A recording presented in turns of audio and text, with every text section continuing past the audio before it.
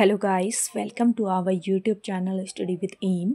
आज मैं आप सभी के लिए काफ़ी इम्पॉर्टेंट क्लास लेके आई हूँ। तो देखिए, आपके आगामी वीपीडीओ पटवारी आगामी पुलिस कांस्टेबल एग्ज़ाम्स के रिगार्डिंग आप सभी को स्टडी विद एम के द्वारा डेली इम्पॉर्टेंट क्लासेस प्रोवाइड की जा रही हैं। क्लास का पार्ट 10 आप सभी के लिए लेके मैं आ चुकी हूँ। इससे पहले आप सभी को इस क्लास के 9 पार्ट प्रोवाइड करा दिए गए हैं, जो कि काफ़ी इम्पॉर्टेंट है आगामी एग्ज़ाम के लिए। अगर आप लोगों ने पुरानी क्लासेस नहीं देखी हैं, आप स्टडी विद एम पर विज़िट करके देख सकते हैं। आज की ये क्लास भी काफ़ी हेल्पफुल रहेगी आगामी एग्ज़ाम के लिए। इस क्लास में हम Uttarakhand GK GS, current affair, computer, साथ ही साथ कुमाऊनी व गढ़वाली लोकोक्तियाँ डिस्कस करेंगे। तो आप सभी लोग एंड तक इस क्लास में बने रहिएगा। काफ़ी आपको इम्पॉर्टेंट कंटेंट इस क्लास में प्रोवाइड कराया जा रहा है, तो डेली इस क्लास को आप ज्वाइन कर सकते हैं और स्पेशली आगामी उत्तराखंड पुलिस के लिए ये क्लास काफ़ी हेल्पफुल रहेगी। क्लास को स्टार्ट करते हैं। स्टार्ट करने से पहले जिन लोगों ने अभी तक हमारे YouTube channel study with M को सब्सक्राइब नहीं किया है, वो सब्सक्राइब कर लें। साथ ही साथ बगल में जो बेल आइकन दिख रहा है, इसे भी प्रेस कर लें, ताकि आपके आगामी एग्ज़ाम के रिगार्डिंग कोई भी वीडियो हम अपने चैनल पर अपलोड करते हैं तो उसका लिंक आपको तुरंत मिल सके। चलिए क्लास को स्टार्ट करते हैं। क्लास में आपका पहला क्वेश्चन है, पर्यावरण, वन, जलवायु परिवर्तन के क्षेत्र में उल्लेखनीय योगदान हेतु उत्तराखंड के किस वैज्ञानिक को लंदन यूनिवर्सिटी द्वारा फेलोशिप पुरस्कार प्रदान किया गया है? तो देखिए, पर्यावरण, वन, जलवायु परिवर्तन के क्षेत्र में उल्लेखनीय योगदान हेतु उत्तराखंड के ये वैज्ञानिक हैं डॉक्टर जे.सी. कुनियाल, जिन्हें लंदन यूनिवर्सिटी द्वारा फेलोशिप पुरस्कार प्रदान किया गया है। ऑप्शन सेकंड बिल्कुल राइट आंसर हो जाएगा। राष्ट्रीय पर्यावरण संस्थान के सीनियर साइंटिस्ट के रूप में कार्यरत जे.सी. कुनियाल जी को लंदन यूनिवर्सिटी द्वारा फेलोशिप अवार्ड प्रदान किया गया है। ये आपको याद रखना है। आप सभी से पूछ लिया जाए, राष्ट्रीय पर्यावरण संस्थान कहाँ पर स्थित है, तो ये अल्मोड़ा के कोसी कटारमल में स्थित है। तो यहाँ पर सीनियर साइंटिस्ट के रूप में कार्यरत हैं डॉक्टर जे.सी. कुनियाल, और इन्हें यह अवार्ड लंदन यूनिवर्सिटी द्वारा प्रदान किया गया है। तो इम्पॉर्टेंट क्वेश्चन है आगामी एग्जाम के लिए। अगला क्वेश्चन देखेंगे, नीति आयोग द्वारा जारी एसडीजी रिपोर्ट 2023-24 के अनुसार उत्तराखंड का स्थान कौन सा है? तो देखिए, नीति आयोग द्वारा जारी एसडीजी रिपोर्ट 2023-24 के अनुसार उत्तराखंड का स्थान है इसमें पहला। ऑप्शन थर्ड बिल्कुल राइट आंसर हो जाएगा। देखिए, उत्तराखंड के साथ साथ केरल राज्य जो है, इसको भी इस रिपोर्ट में पहला स्थान दिया गया है। सेकंड स्थान किसे मिला है पूछ लिया जाए तो तमिलनाडु राज्य को इसमें दूसरा स्थान प्राप्त हुआ है, और तीसरे स्थान पर है गोवा। नीति इंस्टीट्यूशन फॉर ट्रांसफॉर्मिंग इंडिया आयोग ने वर्ष 2023-24 के लिए अपना नवीनतम सतत विकास लक्ष्य यानी एसडीजी इंडेक्स जारी किया है, जो भारत के राज्यों और केंद्र शासित प्रदेशों में सतत विकास में महत्वपूर्ण प्रगति को दर्शाता है। भारत में 2015 में नीति आयोग ने योजना आयोग का स्थान लिया था, तो ये आपको याद रखना है।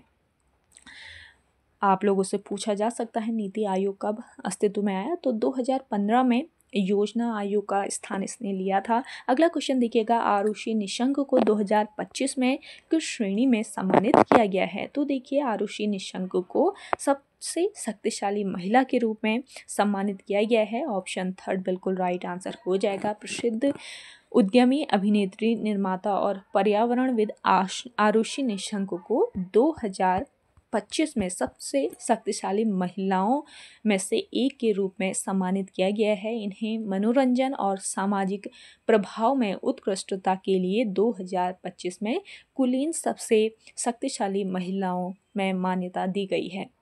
आरुषि निशंक जो हैं, ये देवभूमि उत्तराखंड से बिलोंग करती है। उत्तराखंड की ये रहने वाली है, ध्यान दीजिएगा। अगला क्वेश्चन देखेंगे, गुरु गोविंद सिंह ने खालसा पंथ की स्थापना किस वर्ष की थी? तो देखिए गुरु गोविंद ने खालसा पंथ की स्थापना की थी 1699 में। ऑप्शन सेकंड बिल्कुल राइट आंसर हो जाएगा। खालसा पंथ की स्थापना गुरु गोविंद सिंह जी ने 13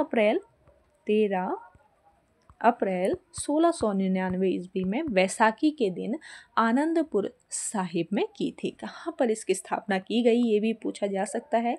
तो आनंदपुर में इसकी स्थापना की गई थी, आनंदपुर साहिब में इसकी स्थापना की गई।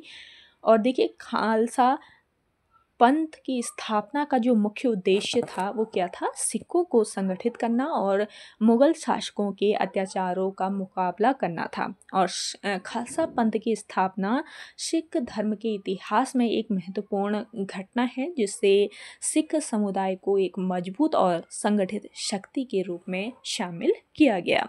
अगला क्वेश्चन देखेंगे, निम्न में से कौन सा स्थान राजस्थान का प्रवेश द्वार के उपनाम से जाना जाता है? तो देखिए राजस्थान का प्रवेश द्वार उपनाम से जाना जाता है आपका भरतपुर नामक स्थान, ये आपको याद रखना है। और भरतपुर को पूर्वी प्रवेश द्वार भी कहा जाता है। भरतपुर अपने पक्षी अभ्यारण्य के लिए, पक्षी अभ्यारण्य के केवलादेव पक्षी अभ्यारण्य जिसका नाम क्या है? केवलादेव। तो केवलादेव राष्ट्रीय उद्यान के लिए काफ़ी फेमस है, जो इसे पर्यटकों के लिए लोकप्रिय स्थान बनाता है।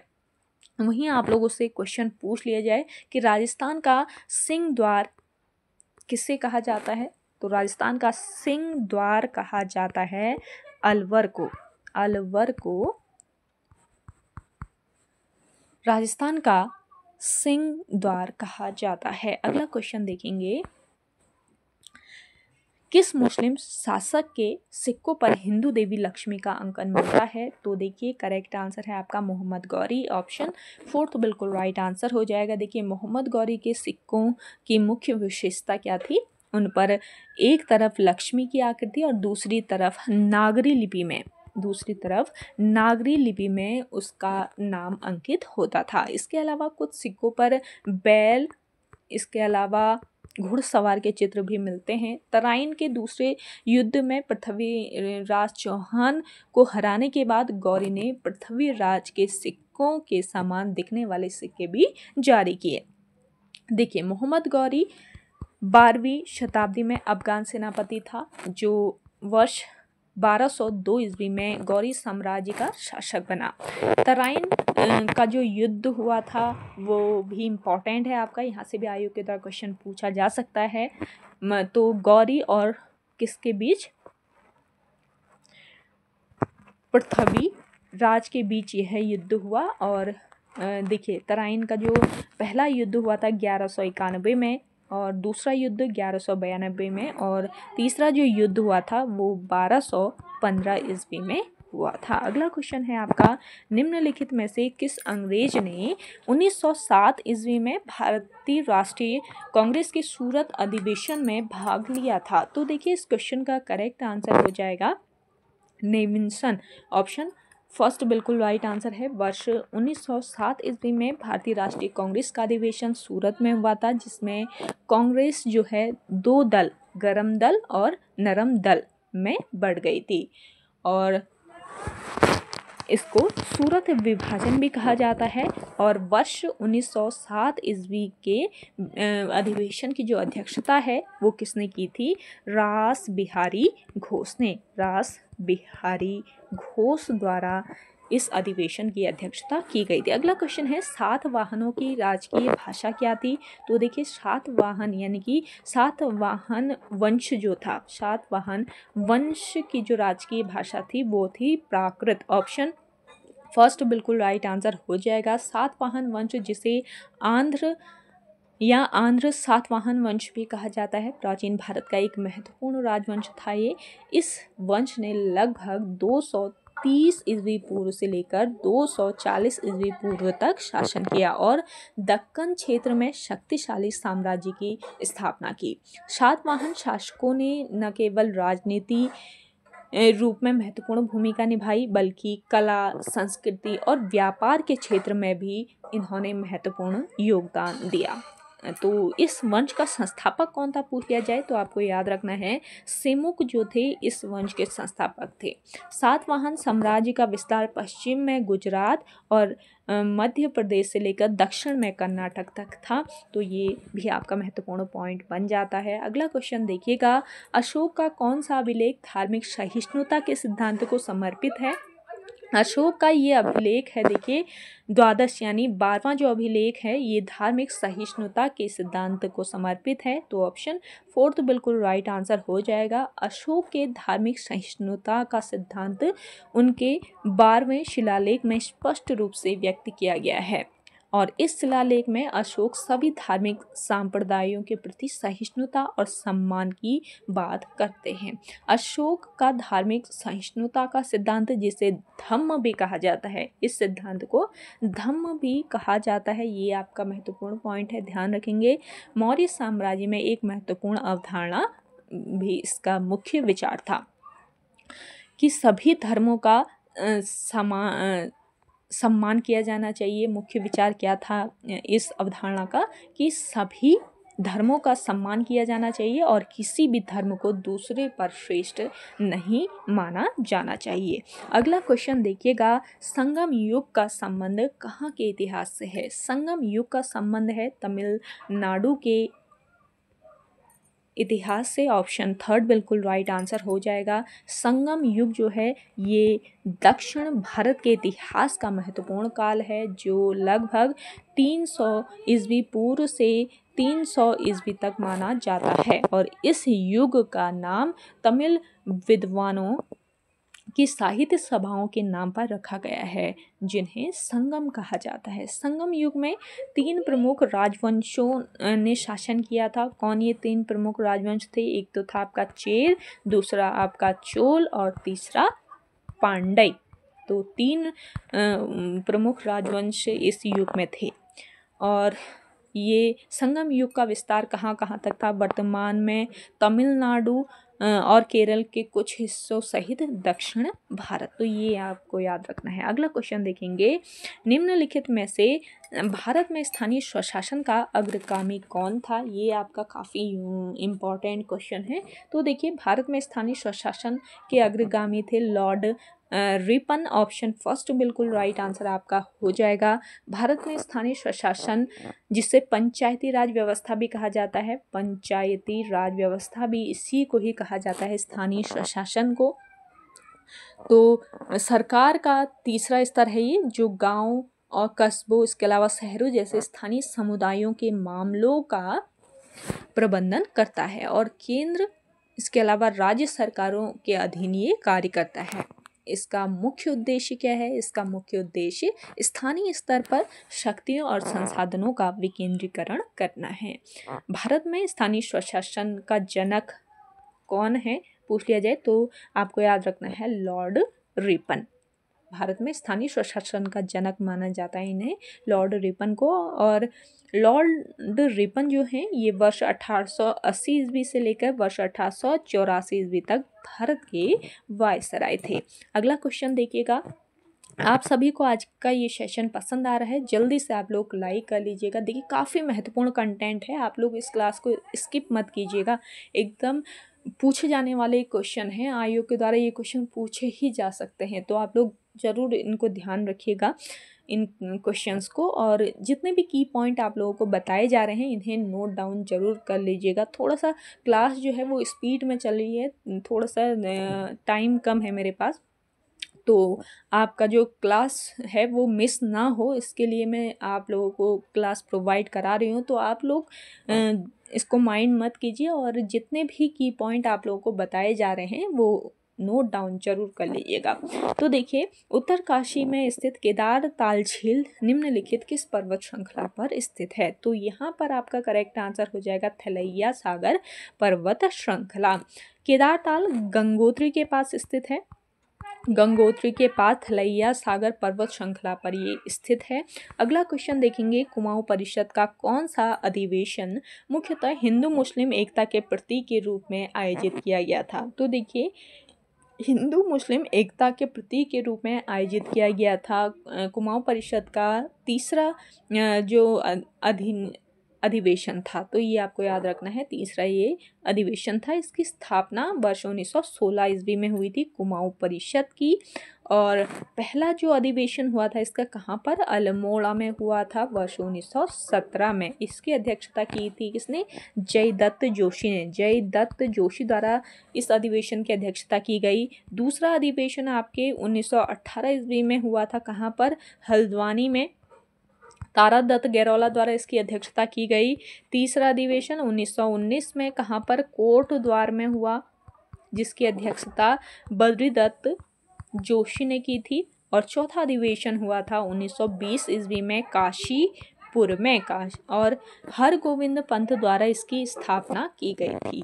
वर्ष 1926 की अगर मैं बात करती हूँ तो वर्ष 1926 ईस्वी को कुमाऊं परिषद को कांग्रेस में विलय कर दिया गया। यहाँ से भी एक क्वेश्चन पूछा ही जाता है आयु के द्वारा कुमाऊं परिषद से, तो आप लोग जरूर इसको ध्यान दीजिएगा। अगला क्वेश्चन है, निम्नलिखित में से कौन सुमेलित नहीं है। तो इनमें से सुमेलित नहीं है, देखिए, चंडी प्रसाद भट्ट पर्यावरण से संबंधित हैं, बछेंद्र पाल पर्वतारोहण से संबंधित है, जसपाल राणा साहित्य, ये आपका गलत हो जाएगा।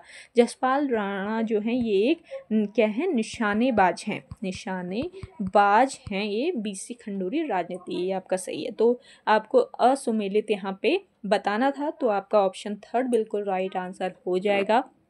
देखिए, जसपाल राणा, इनका संबंध कहाँ से, टिहरी गढ़वाल से है। टिहरी गढ़वाल के चलामू गांव से इनका संबंध है और ये एक अंतर्राष्ट्रीय निशानेबाज हैं।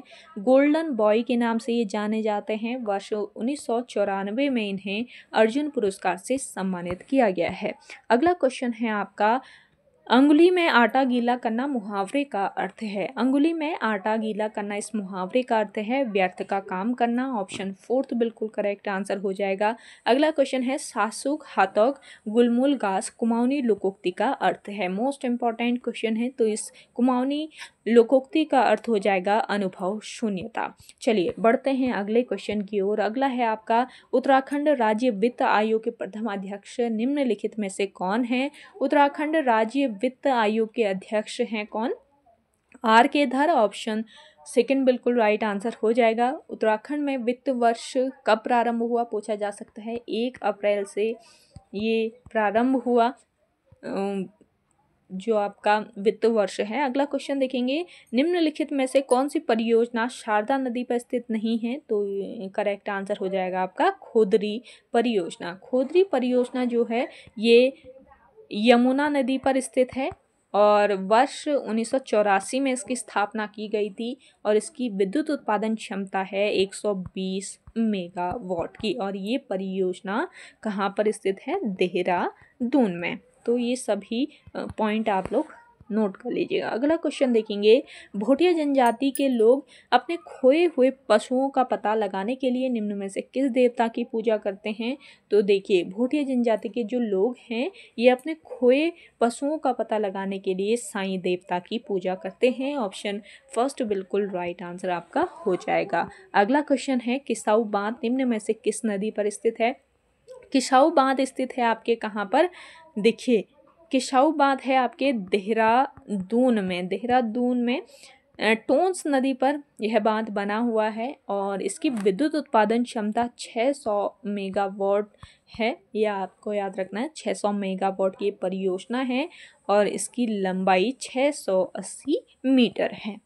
तो ओके गाइज, आज के सेशन में इतना ही। आई होप आप सभी को आज का ये सेशन काफ़ी पसंद आया होगा।